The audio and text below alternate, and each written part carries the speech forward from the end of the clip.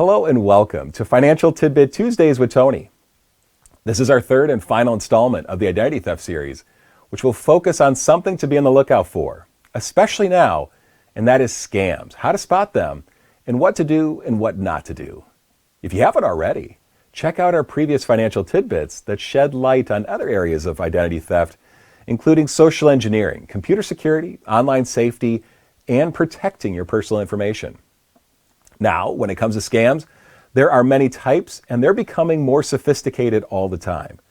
But most are trying to do at least one of three things: get your personal information, get you to send money or an item of value, or to get you to give out your financial information, including online banking credentials like usernames and passwords.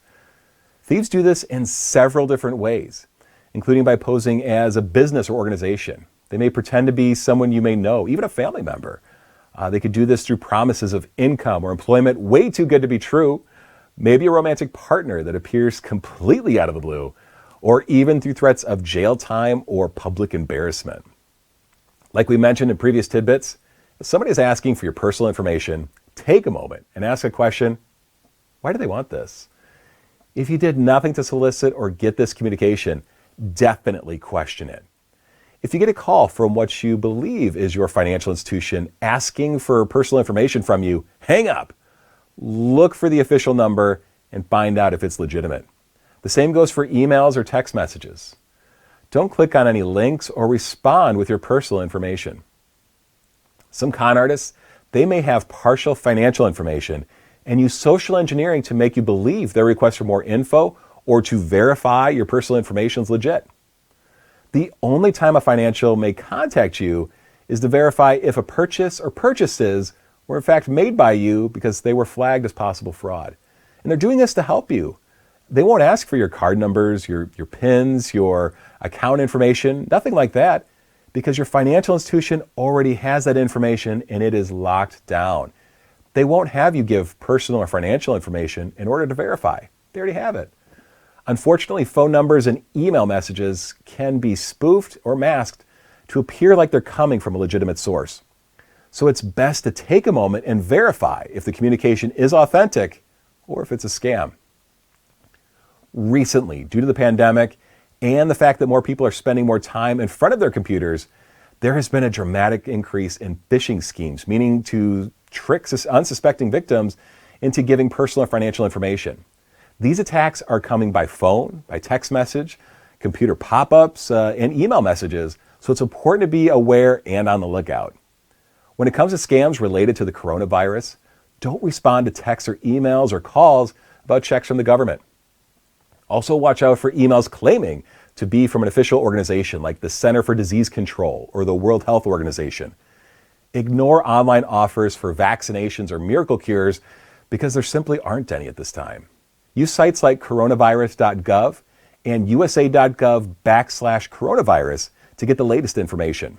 Again, don't click on any links from sources you don't know. When it comes to the Internal Revenue Service, they will never call to demand immediate payment using a specific payment method such as a prepaid debit card, gift card, or wire transfer. Generally, the IRS will first mail you a bill if you owe any taxes.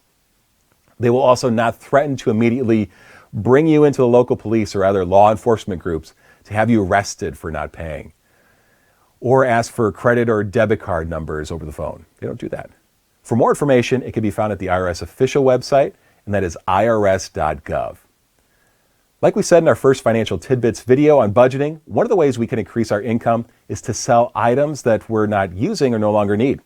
If you're ever selling something online and you receive a check or payment for more than the asking price, that is always a scam.